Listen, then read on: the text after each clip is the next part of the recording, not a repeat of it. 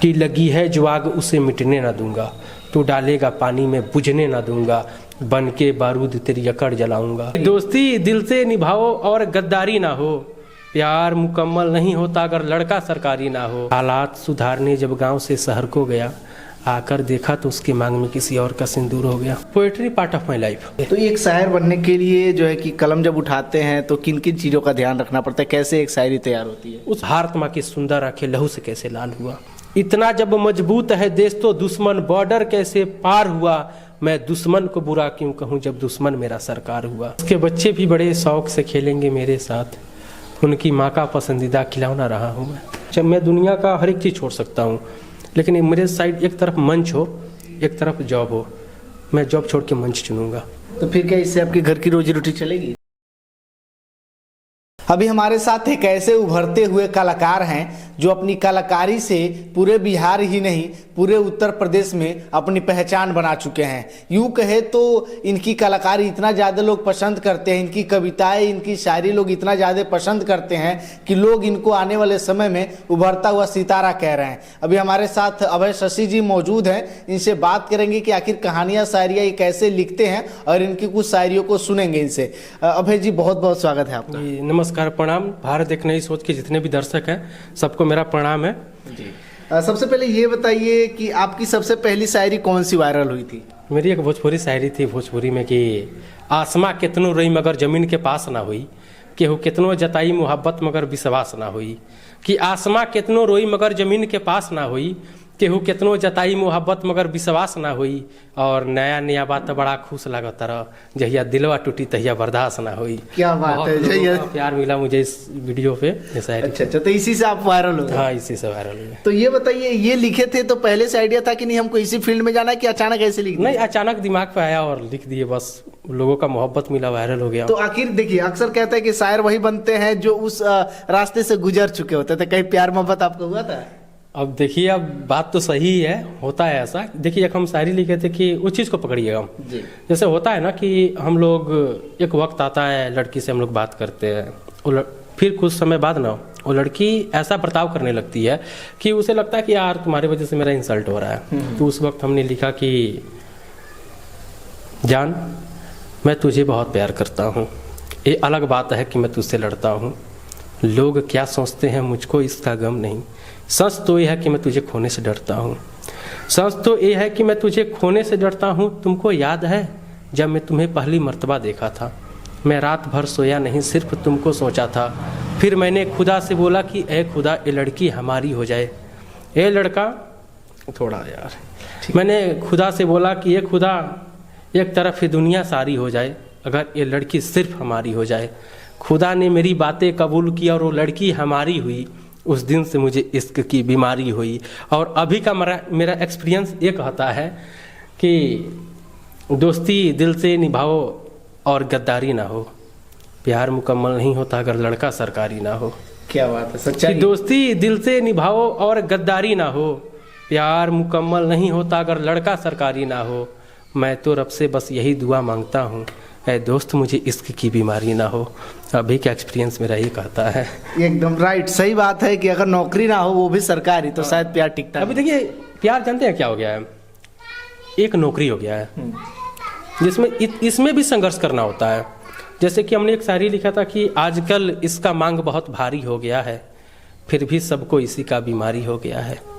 आजकल इसका मांग बहुत भारी हो गया है, फिर भी सबको इसी का बीमारी हो गया है।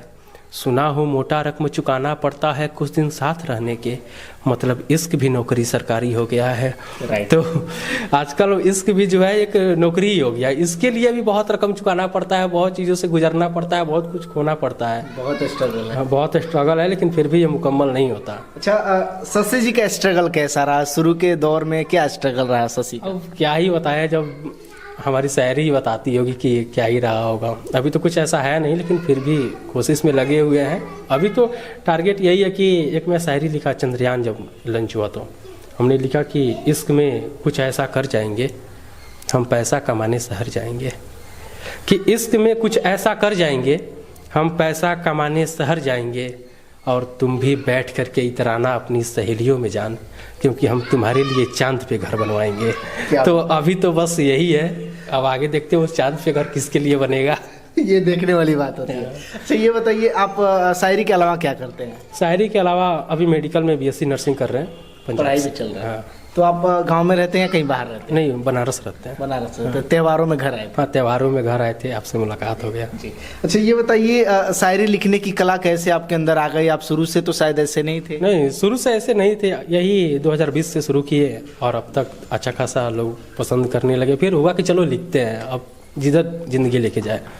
अब आजकल तो ऐसे ही आदमी परेशान होता है तो ज़िंदगी पे मैं लिखता हूँ। आजकल मैंने एक शायरी लिखा था कि ज़िंदगी से परेशान होकर मर जाने को मन करता है, ऐ कब्र तुझ में मुझे सो जाने को मन करता है।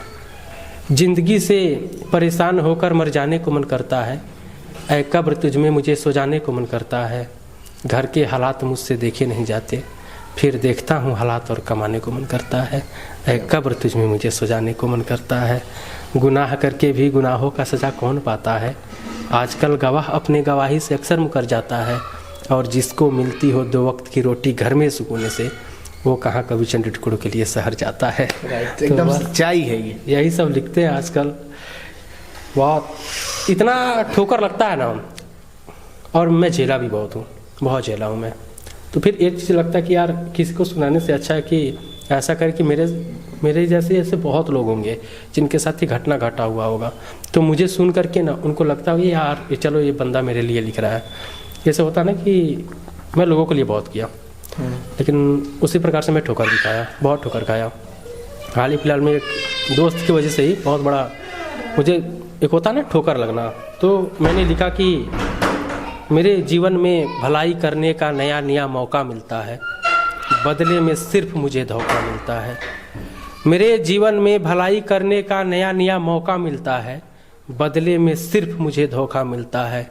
सोचता हूँ खुद को बना लूँ पत्थर सा यार, पिघल जाता हूँ रास्ते में जब कोई रोता मिलता है। तो बस यही है, सच्चाई है ये। आपकी शायरी लग रहा है कि एकदम दिल से लिखते हैं। अरे हाँ, अब आपको लोगों को ऐसा लगता है, हमको भी।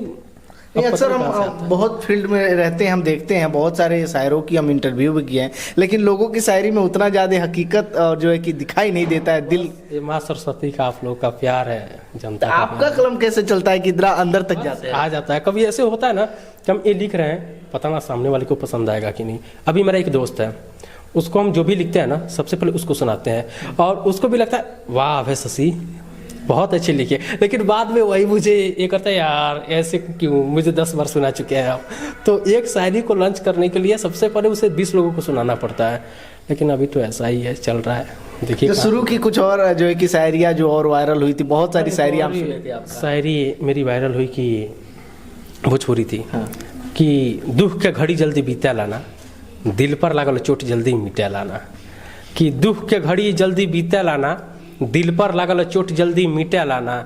और प्यार पर घमंड झूठा करता लोगिन, ए हमारे यार ये घड़ी के प्यार धीरे दिन टिकिया लाना। क्या बात है, सच्चाई। आजकल का प्यार टिकता ही कहाँ है? नहीं टिकता है। अभी कभी प्यार नहीं टिका। नहीं, ऐसा कुछ नहीं है। अभी तो देखिए आगे क्या होता है। तो बस ये फीलिंग है, आ गया भाई, अब चल रहा है। तो क्या इसको अपना मतलब लाइफ बनाना चाहते हैं या पार्ट टाइम है ये शायरी?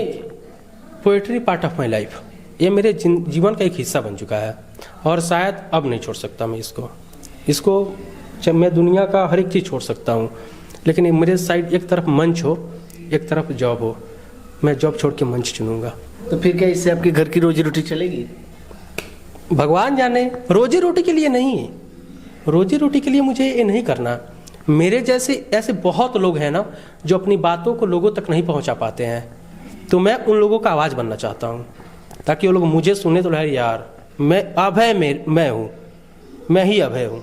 लोग प्रैक्टिकली मेरे साथ हुआ है। तो लोग मुझ में खुद को फील करें, तो मुझे ये बनना है। मुझे ऐसे जितने भी टूटे हुए लोग हैं जो अपनी बातों को लोगों तक नहीं पहुंचा पाते हैं, उन लोग का आवाज़ बनना है मुझे।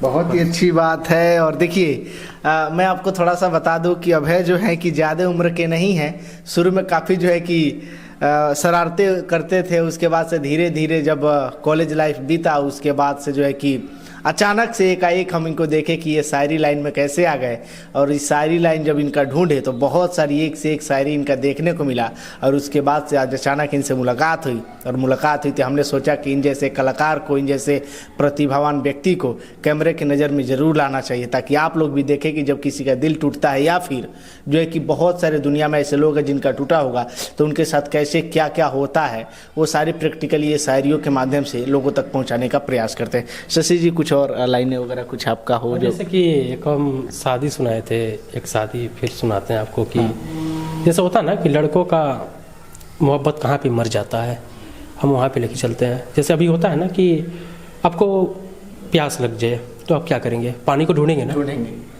उसी तरह से यदि हम किसी लड़की को चाहते हैं तो ये होता है ना कि यार वो लड़की मुझे कैसे भी मिल जाए। जब वो लड़की मिल जाएगी ना तो वहाँ पे थोड़ा सा वो भाव कम हो जाएगा। अब वो लड़का आगे का सोचेगा कि यार इस लड़की से हम शादी करेंगे, बाल बच्चा पैसा वैसा, उसमें भिड़ जाता है। लेकिन लड़की को वहाँ पे लगता है कि अरे यार या मुझे पहले जैसा प्यार नहीं करता।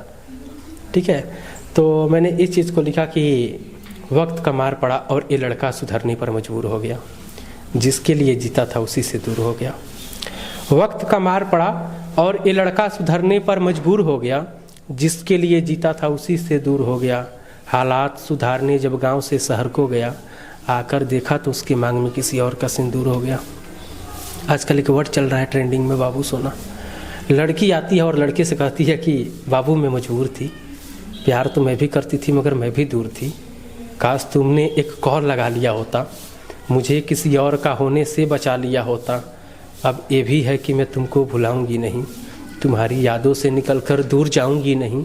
हाँ आएगा एक वक्त और मैं तुमको भुला दूंगी, मगर मैं अपने होने वाले बच्चे को तुम्हारा नाम दूंगी, मगर मैं अपने होने वाले बच्चे को तुम्हारा नाम दूंगी।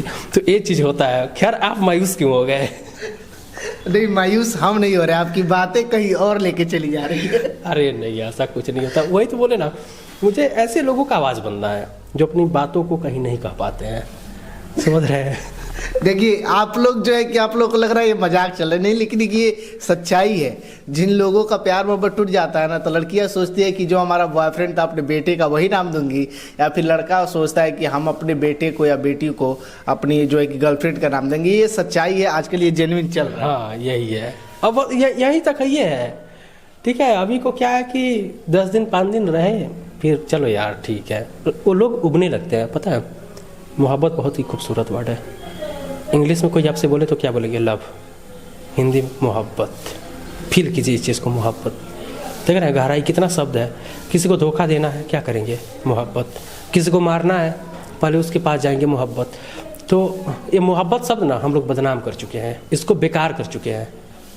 लेकिन मोहब्बत ऐसा है नहीं, बहुत खूबसूरत चीज़ है मोहब्बत, लेकिन हम लोग इसको नहीं समझ पाए। अच्छा, आप माता पे भी, मम्मी पापा पे भी बहुत पहले लिखा करते थे? अभी भी है कि अब हालात के हिसाब से ही लिखते हैं, है कि तू ये बेफिजूल की बातें क्यों बता रही है, मोहब्बत सो गया है ना तो क्यों जगा रही है, कि तू ये बेफिजूल की बातें क्यों बता रही है, मोहब्बत सो गया है ना तो क्यों जगा रही है, छोड़ो अब मुझे जाने दो, इस लाडले को माँ बुला रही है। क्या बात है, क्या बात है, इस लाडले को माँ बुला रही है, क्या बात है। बहुत ही अच्छी लाइनें लिखते हैं। क्या शायर बनना इतना आसान है?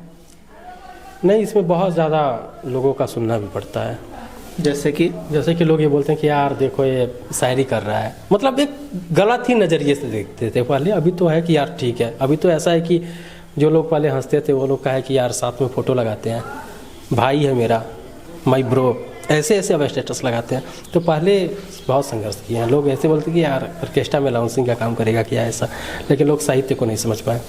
अभी कोई ऐसा ही था, बिहार के टॉप 20 कभी सिलेक्ट हुए जिसमें मेरा भी नाम आया, पटना गांधी मैदान में गए, अच्छा सम्मानित हुए।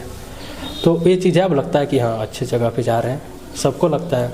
घर वाले भी अब बहुत ज़्यादा सपोर्ट देते हैं कि चलो यार करो, ठीक है। क्योंकि अभी तक मेरे गांव में कोई कवि नहीं है और मुझे लगता है कि हाँ मुझे बनना चाहिए और इसमें लगे हैं बस। तो क्या ये अंदर तक ही सीमित रह जाएगी या फिर इसको किताबों तक लाना है? किताबों तक लाएंगे, लेकिन अभी मुझे लगता है ना कि हम उस योग्य नहीं हुए कि हम कभी किताब में लाएं, क्योंकि मेरे अंदर बहुत कमियां हैं, अभी उसे सुधारना है मुझे, तब किताब में लाएंगे। तो एक शायर बनने के लिए जो है कि कलम जब उठाते हैं तो किन किन चीज़ों का ध्यान रखना पड़ता है, कैसे एक शायरी तैयार होती है? उसमें देखिए एक होता है कि रतीब का रखना पड़ता है, शब्द कैसे बैठ रहा है, कौन सा शब्द सही है। एक होता है ना कि हल्का शब्द ही लो, भारी शब्द ना लो। तो ये सब चीज़ों का ऐसा लगता है कि जो नहीं भी पढ़ा लिखा हो, शायरी सुने तो उसे समझ में आ जाए कि हाँ शायर कहना क्या चाहता है। एक हमारी शायरी है कि उसके बच्चे भी बड़े शौक़ से खेलेंगे मेरे साथ, उसके बच्चे भी बड़े शौक़ से खेलेंगे मेरे साथ, उनकी माँ का पसंदीदा खिलौना रहा हूँ मैं। तो इस चीज़ को शायद कोई बहुत गहराई में जाके समझे तो समझ पाएगा, लेकिन कोई यार ये क्या बोल रहा है यार, मुझे तो समझ में नहीं आया। तो इस चीज़ को फील करना पड़ता है। उसके बच्चे भी बड़े शौक़ से खेलेंगे मेरे साथ, उनकी माँ का पसंदीदा खिलौना रहा हूँ मैं। समझ रहे हैं? सच्चाई है, सच्चाई है। अच्छा, आप देशभक्ति पे भी बहुत पहले शायरी लिखा करते थे। हाँ, देशभक्ति में भी हम लिखे थे कि इस एक हमारे देश में बहुत बड़ा घटना हुआ 14 फरवरी के दिन। जैसे हाँ, जैसे अभी बोले तो बहुत लंबा चला जाएगा, फिर कभी मिलेंगे तो इसको आपको विस्तार से सुनाएंगे, क्योंकि ये 3 पेज का संवाद है। एक लड़की, एक माँ और एक पिता, तीनों में बात हो रही है, बहुत इमोशनल है। फिर उसको हटा करके हम आपको बुलाते हैं, जैसे अभी बोलते हैं ना हमारे देश के नेता लोग कि हमारा देश बहुत मजबूत हो गया। ठीक है, तो जब यदि देश मजबूत हो गया तो हमको समझ में नहीं आता कि उस पार से इस पार आ कैसे जाते हैं आतंकवादी, है ना। तो हमने वही चीज़ लिखा कि बातों ही बातों के तानों में एक ऐसा हुंकार हुआ, बातों ही बातों के तानों में एक ऐसा हुंकार हुआ, भारत माँ की सुंदर आंखें लहू से कैसे लाल हुआ। इतना जब मजबूत है देश तो, इतना जब मजबूत है देश तो, दुश्मन बॉर्डर कैसे पार हुआ। मैं दुश्मन को बुरा क्यों कहूँ जब दुश्मन मेरा सरकार हुआ। ये भारत माँ की सुंदर आंखें लहू से कैसे लाल हुआ। ये पोएट्री बहुत लंबी है, लेकिन यहीं पे रुकते हैं। सही बात है, उसको समय का अभाव है, इसीलिए ज़्यादा लंबा हम समय भी नहीं लेंगे। अच्छा, ये बताइए, शुरू में जो है कि घर परिवार के लोग सपोर्ट नहीं करते थे। मैं घर बताया ही नहीं था, मैं घर पे बताया ही नहीं। वीडियो वगैरह डालते थे तो नहीं? जब वीडियो डाली तब यार ये क्या कर रहा है ऐसा हुआ। फिर घर वालों को लगे चलो यार ठीक है, क्योंकि उस समय हम एक मंजिल की प्यास कविता लिखे थे। हाँ, वो थोड़ा सुनाइए। मंजिल की प्यास वो मेरे जीवन की सबसे पहली रचना है, और मुझ अब तक हम उस जैसा रचना किए ही नहीं। रचना देखिए, हे मंजिल में आऊँगा, तुमको पाऊँगा, पीऊँगा मन भर और अपनी प्यास मिटाऊँगा। बहुत अकड़ है ना मंजिल, तुम्हें बात झूठी कर जाऊंगा, तोड़ूंगा चट्टानों की तरह और पीसूंगा पी जाऊंगा। ये मंजिल तुम्हें पाकर मैं अपनी प्यास मिटाऊंगा। कि तुमको पाने के खातिर मैंने अपनों को छोड़ दिया, सबका बलदल लेकर अपने आप में जोड़ दिया।